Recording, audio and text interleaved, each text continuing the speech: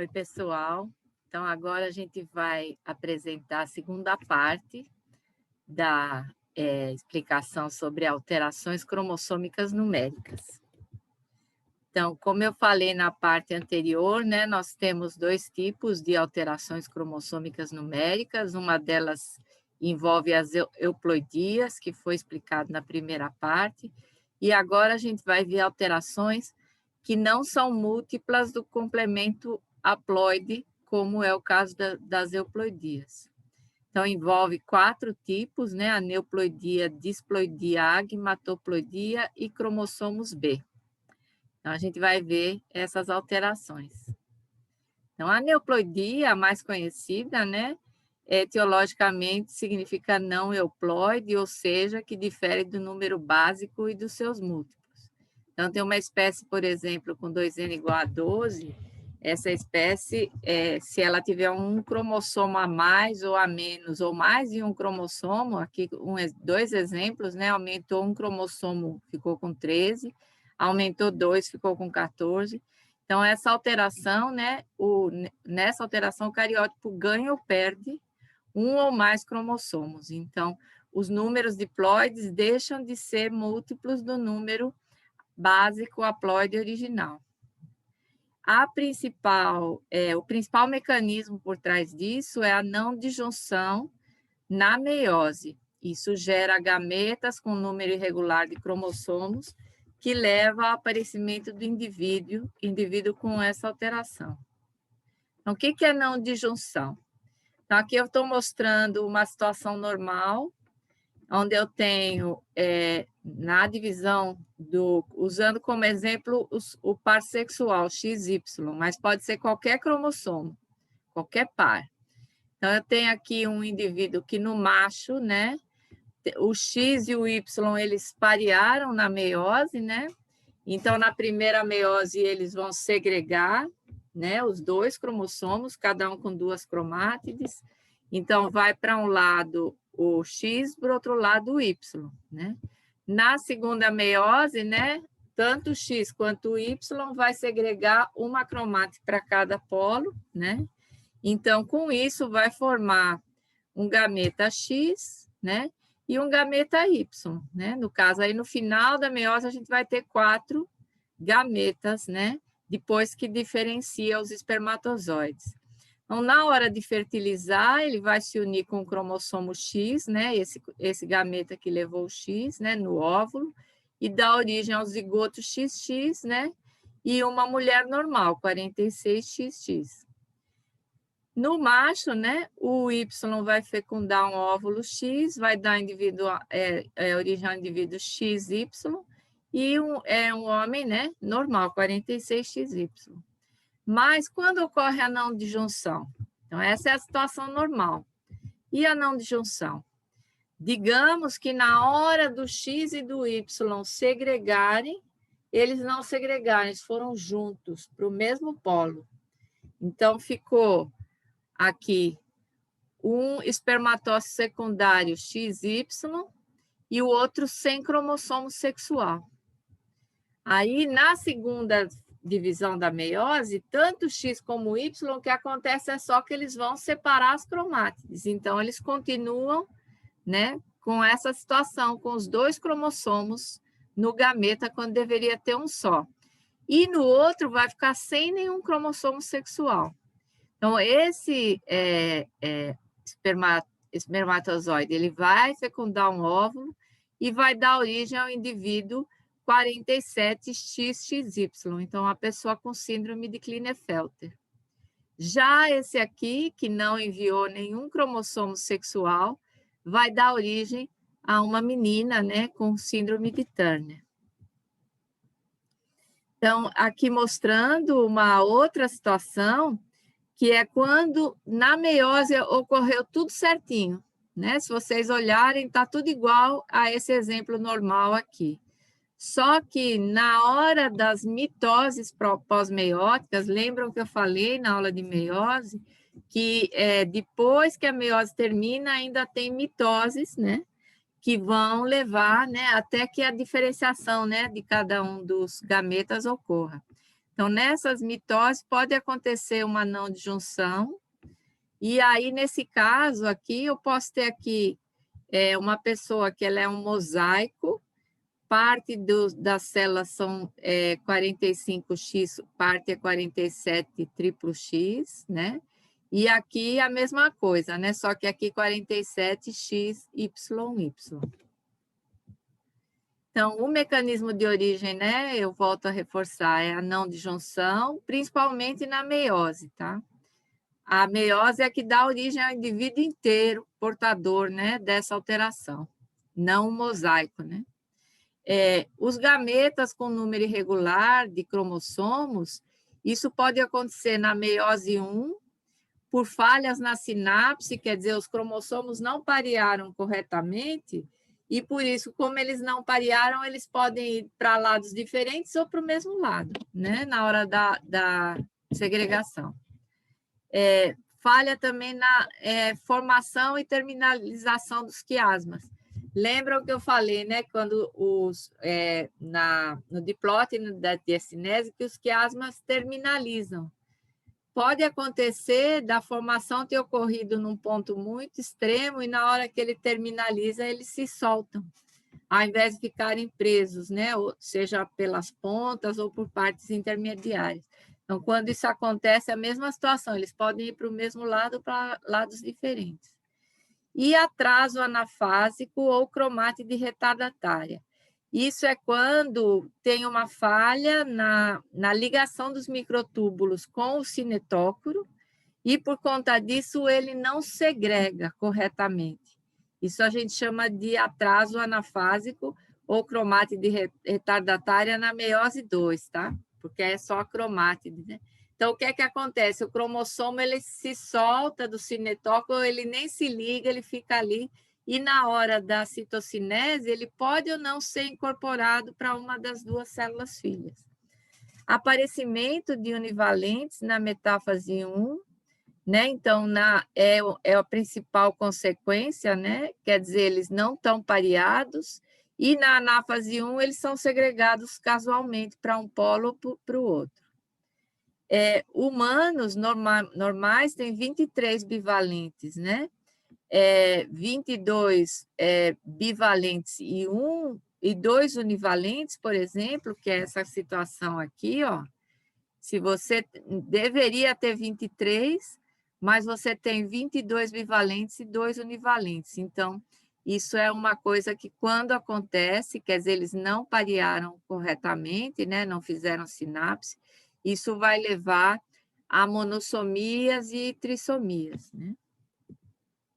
Então, as consequências, né, são trissomias, que são as mais frequentes, e as monossomias é quando o cromossomo está sozinho, né? Ele não tem pares, isso chama hemizigose.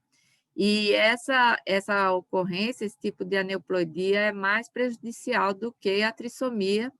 Por quê? Porque na trissomia você tem um acréscimo de um cromossomo e vai ter uma dosagem gênica adicional. Mas na monossomia, um cromossomo inteiro sumiu.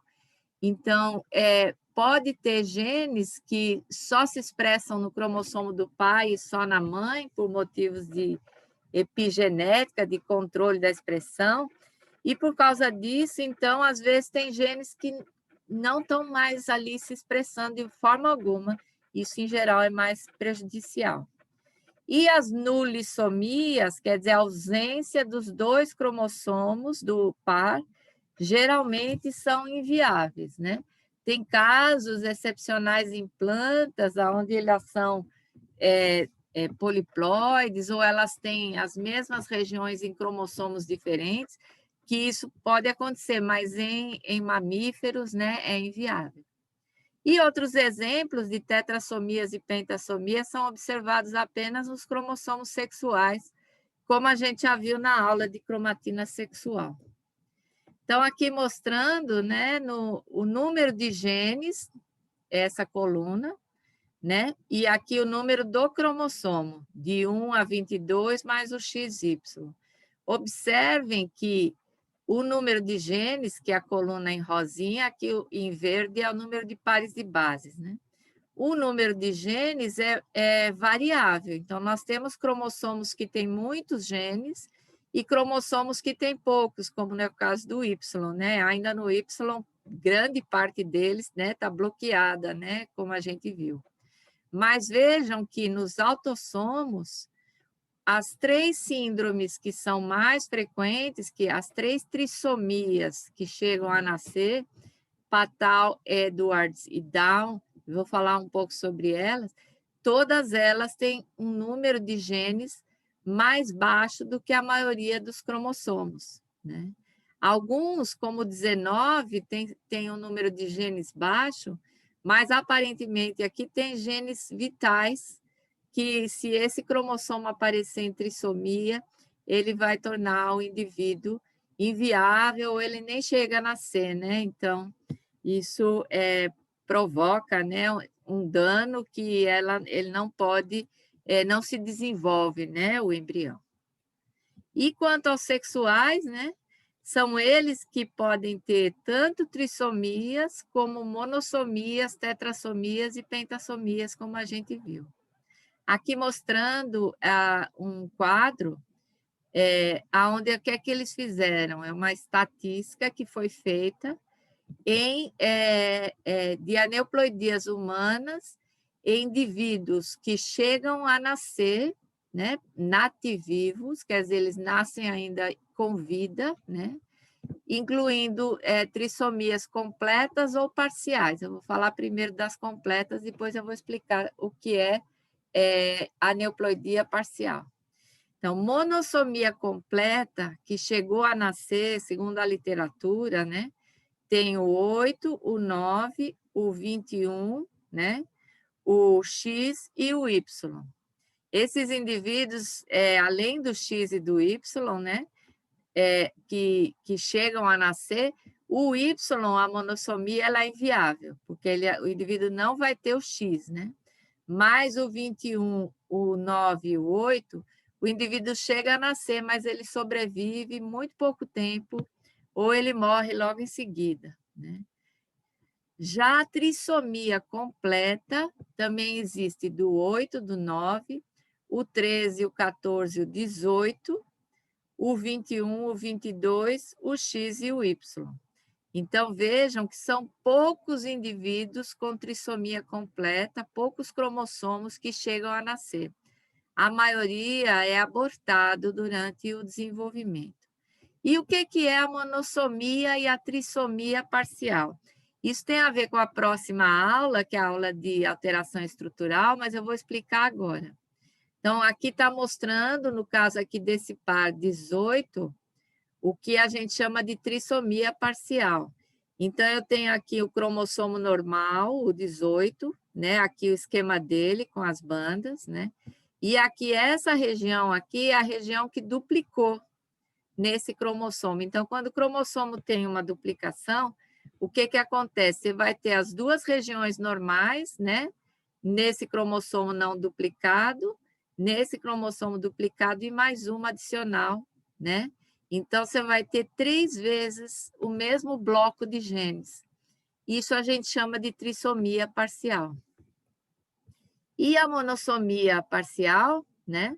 Ela é o contrário. Ao invés de ter tido uma duplicação, você tem uma deleção. Então, aqui está mostrando, né, a região desse cromossomo aqui, o da esquerda é o normal. Essa região aqui, ó, ela foi deletada. Então, esse cromossomo está faltando. Então, você tem esse cromossomo normal e o cromossomo, né, deletado. Então, essa região aqui, ela só aparece uma vez, por isso a gente chama isso de monossomia parcial, né? Essas alterações são estruturais, elas não são alterações numéricas, e o número de genes envolvidos, né, ele é menor, então, por conta disso, né, o efeito das monossomias e trissomias parciais, vocês veem que a trissomia parcial, ela ocorre em todos os cromossomos praticamente, né, enquanto a monossomia num número bem significativo também.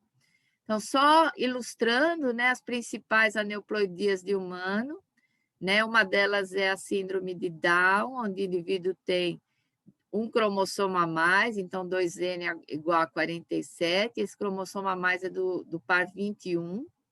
Como eu disse também na aula de cromatina, o 21 ele tem uma região chamada de região crítica da síndrome de Down, então é uma duplicação, ou seja, uma trissomia parcial, né? Envolvendo essa região crítica, ela confere a maioria do fenótipo Down, mas ele é um Down um pouco diferente do Down da trissomia total. Ele, digamos assim, é um pouco menos pronunciado. E também o Down pode acontecer dele ser um mosaico, ou seja, parte das células são Down e parte não são, e isso também ameniza, né, o quadro. A trissomia do 13, que é a síndrome de Patau, essa é uma síndrome extremamente grave, né? Menos de 5% dos afetados sobrevive mais de 3 anos de idade. Eles têm várias alterações no que a gente chama de caracteres morfológicos, né? Então, microcefalia, lábio leporino, que é esse corte aqui no lábio. Eles têm esses dedos que permanecem como que travados, né? Malformação nos pés, né? Na orelha, etc. Aqui a trissomia do 18, que é síndrome de Edwards, também tem essa manutenção dos punhos cerrados, os pés eles são tortos, né? Tem deformidades no crânio, nos órgãos sexuais, nos membros também. É uma trissomia bastante pronunciada, né? E apenas cerca de 12% dos afetados sobrevive mais de um ano. E a Turner, que a gente já falou dela, né, na aula de cromatina sexual. Como eu falei, a Turner, ela, se for tratada com hormônio de crescimento e estrógeno, ela pode ter um desenvolvimento quase normal. O que afeta principalmente a estatura, né, da Turner é a falta do segundo alelo desse gene CHOX, que tem também no cromossomo Y, né? E isso faz com que só metade da expressão necessária, né, o balanço desse gene, ele não seja adequado, e por isso a gente tem essas diferenças que afetam a Turner. Aqui mostrando esse quadro aqui, né? Uma menina que não recebe o tratamento, né, ela alcança no máximo 1,43, com o tratamento, né, 1,48, 1,53, e o tamanho médio, né, das mulheres é de 1,63. Isso conforme uma estatística que foi feita há mais ou menos 2 décadas, isso já, né? Deve ter, talvez, estatísticas mais recentes. O Klinefelter, a gente já falou sobre isso também, né? Então, você tem um X ativo e um X inativado além do Y, né? E no X inativado, nós temos aqueles 16 genes que escapam da inativação. Então, nós temos várias características secundárias femininas, né? E algumas características masculinas também, por causa da presença do androgênio. O Klinefelter, ele também pode ser tratado, né? Nesse caso aí, o tratamento é com testosterona. Então, depois da terapia hormonal, né? Várias características secundárias femininas, elas amenizam, diminuem bastante. Em plantas, a aneuploidia, ela é mais tolerada, as plantas sobrevivem e, às vezes, continuam férteis, né? Aqui está um exemplo dessa planta, da Datura stramonium, que é uma solanácea da família da batata, do tomate. E aqui, nessa planta, que tem 2N igual a 12, cada um dos cromossomos já foi reportado algum tipo de aneuploidia, né? Principalmente trissomias, né? Então, se você olhar aqui, né, o tipo selvagem, e aqui várias formações envolvendo trissomias que afetam, né, a forma, o tamanho, essa morfologia dos frutos. Outro tipo de alteração é a disploidia. Essa alteração, ela aparentemente, do ponto de vista da evolução, tanto de plantas quanto de animais, ela tem uma importância bem maior do que a neuploidia. Então, ela é uma alteração do cariótipo onde ocorre redução ou aumento do número de cromossomos, mas o pool gênico, ele se mantém. Então, você não tem, como na neuploidia, essa questão da dosagem dos genes. Por quê? Porque o pool gênico, ele permanece na alteração da disploidia. Elas são menos prejudiciais e se considera que possam ser até favoráveis aos organismos envolvidos. Então, alguns exemplos bem conhecidos são desse gênero Acodon, de roedores, de uma gimnosperma que nós temos aqui nos neotrópicos, que é bem famosa, porque são poucas gimnospermas aqui nativas, né? Que é o Podocarpus. O sabugueiro, Sambucus é o gênero, né? Então, o que é que se faz nesse caso? A gente, ao invés de, para avaliar se é um disploide, a gente pode trabalhar, se a origem for em fusões e fissões, usando o número fundamental, que eu vou explicar mais adiante para vocês entenderem melhor. Então, aqui mostrando uma ilustração hipotética de um tipo de disploidia. Então, aqui está mostrando um cariótipo com 2N igual a 4, né?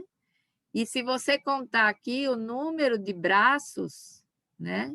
1, 2, 3, 4, 5, 6, 7, 8, 9, 10, 11, 12, 13, 14, 15, 16 braços. É o que a gente chama de número fundamental. Então, o que aconteceu da evolução desse ancestral para essa espécie nova? Então, nós temos aqui esse cromossomo não alterou, mas esse cromossomo ele teve uma divisão, uma quebra, nessa região do centrômero, que é chamado de fusão ou fissão cêntrica. A fusão é quando eles se fusionam naturalmente, e a fissão é quando eles se separam, que é o que aconteceu aqui no exemplo. Esses dois tipos, eles são chamados de forma genérica na literatura também, como rearranjos robertsonianos. A gente vai ver um pouco sobre isso também, que acontece em humanos, tá? Então, gerou uma espécie nova com 2N igual a 6. Então, mudou o número diploide da espécie, mas não mudou o pool gênico. Por quê? Porque os genes continuam todos aí, só mudou que esses cromossomos que eles eram submetacêntricos, né, eles se dividiram e deixaram de ser submetacêntricos, passaram a ser telocêntricos, né? Aqui, o telocêntrico, como acho que a Ana Cristina também explicou, ele tem um pequeno braço curto, né? Então, só que ele não é visível. Então, esses cromossomos, né? A gente só consegue visualizar no microscópio óptico um dos braços, né? O braço longo. Então, nessa direção, a gente chama de fissão, quer dizer, esse cromossomo deu origem a 2, né? Cada um deles. E se fosse o contrário, ó, esse aqui fusionando com esse com esse, gerando esse, a gente chama de fusão. Um outro exemplo de disploidia é a fusão em tandem. O que é isso? Quando 2 ou mais cromossomos não homólogos se fusionam pelas extremidades. Isso ocorre muito também em mamíferos, a gente vai ver na aula de evolução cariotípica, por exemplo, um exemplo de cervídeos, onde isso acontece, mas tem exemplos, inclusive, envolvendo humanos, tá? E primatas, quando você faz comparação. Então, aqui mostrando, né, que tem um cromossomo, os 2 cromossomos não são homólogos e eles fusionam pelos telômeros. Nessa região aqui houve a fusão. só que ele fica com 2 centrômeros. Por conta disso, depois desse processo de fusão, um dos centrômeros precisa passar por um mecanismo de inativação, então apenas um centrômero permanece ativo, né? Então, nós vamos ter aqui telômeros latentes e aqui um centrômero que foi, né, inativado. A gente chama esse centrômero latente ou críptico também. Aqui alguns exemplos de fusão em tândem, né? No caso aqui desse peixe do Ártico, essa fusão em tândem desses 2 cromossomos aqui, nesse caso aqui teve um rearranjo, né? Bem interessante, né? Então, houve um desses cromossomos fusionou com esse e os outros 2 ficaram da mesma forma original. Então, isso deu origem ao sistema sexual múltiplo, que a gente vai ver mais sobre isso na aula de cromossomos sexuais, né?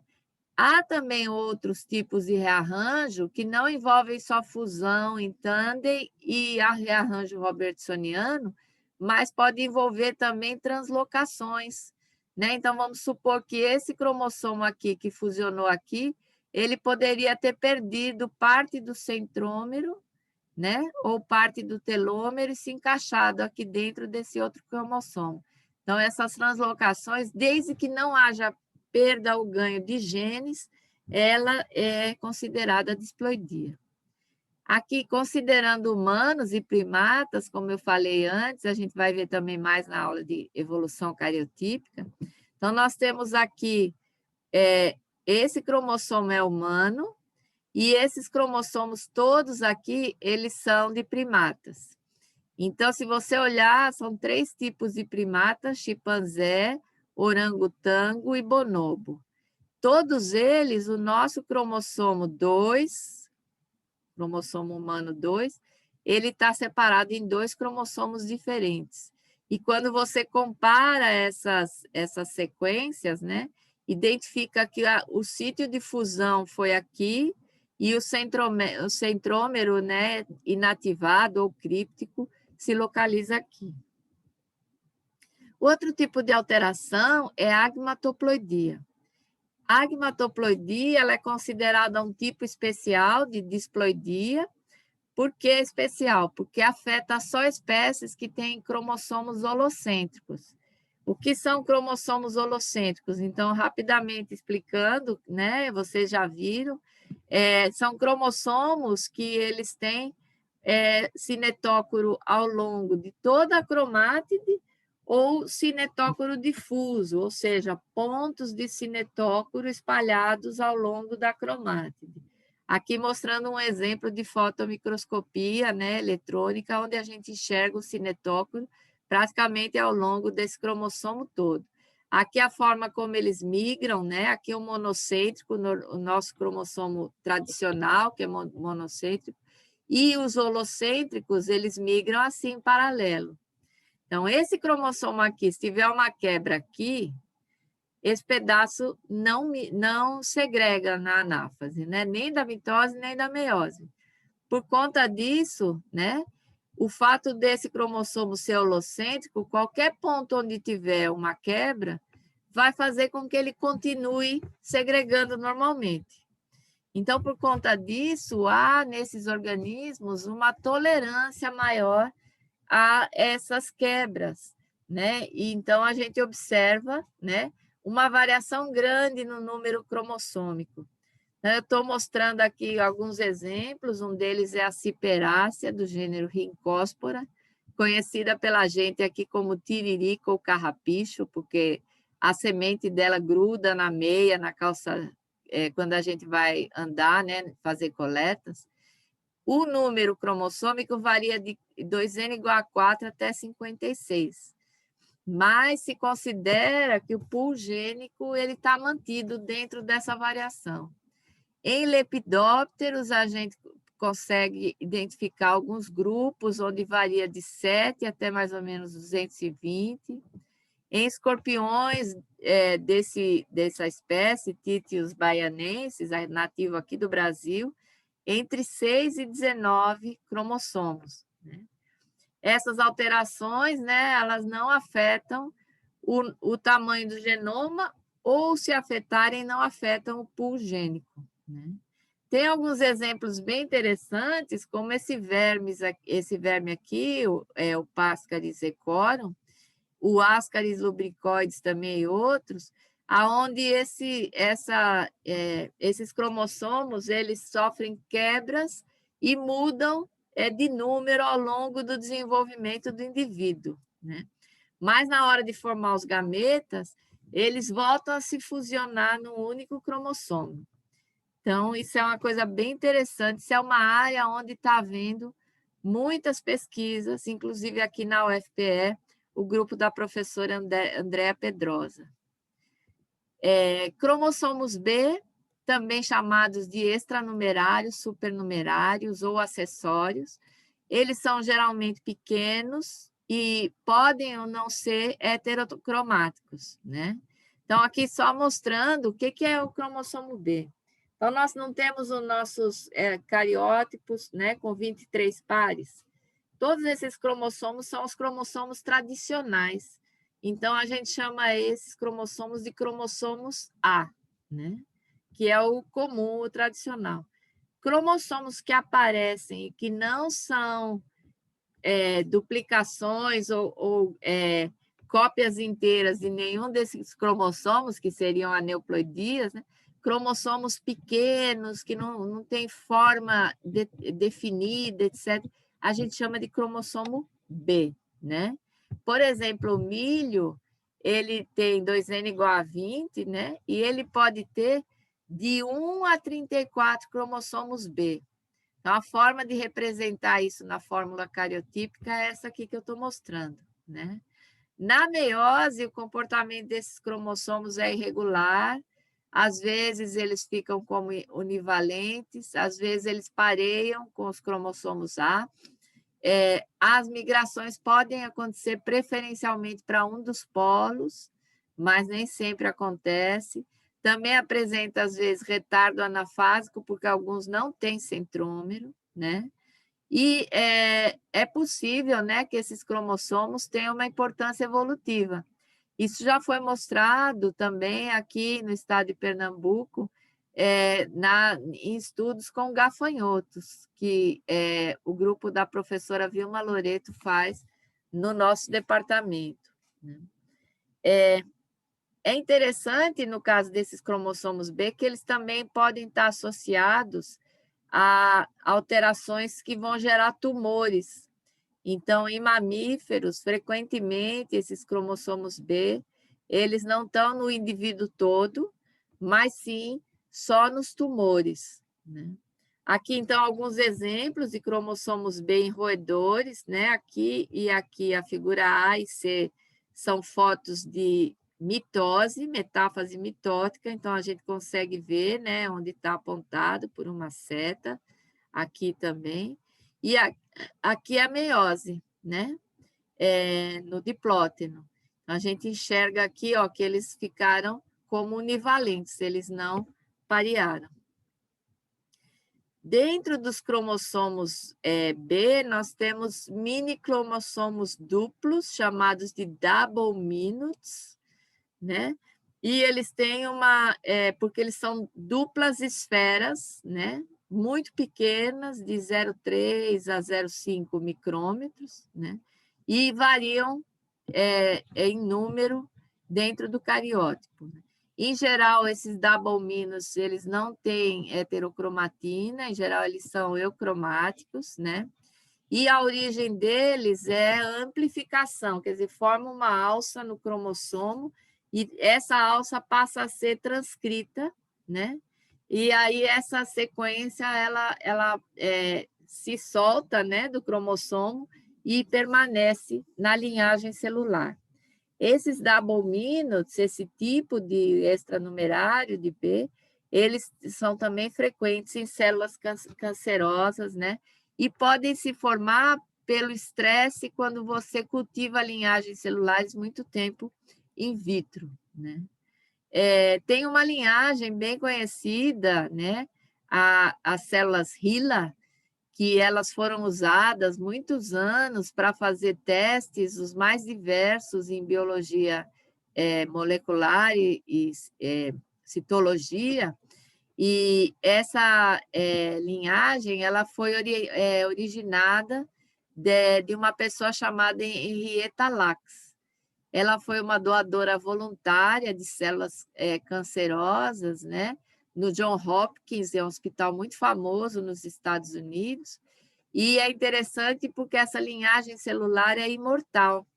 Ela tem um processo que faz com que os telômeros nunca encurtem. Então, ela continua. Isso também é uma característica de vários tipos de câncer, que eles compreendem células imortais, né?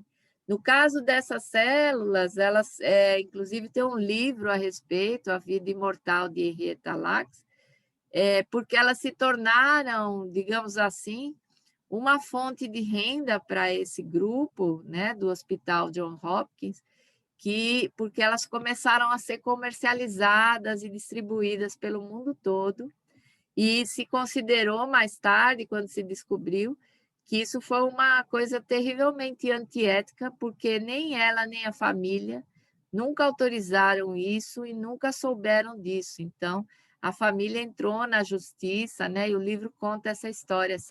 Inclusive, tem um filme a respeito também. Então, aqui é a leitura recomendada dessa aula. Tem vários links, né, a respeito, né? Tem um deles que é bem legal, que é a visualização da não disjunção, que eu recomendo, né? Tem vídeos também sobre poliploidia. Então, é isso, né? E a gente fica por aqui. Abraço a todos.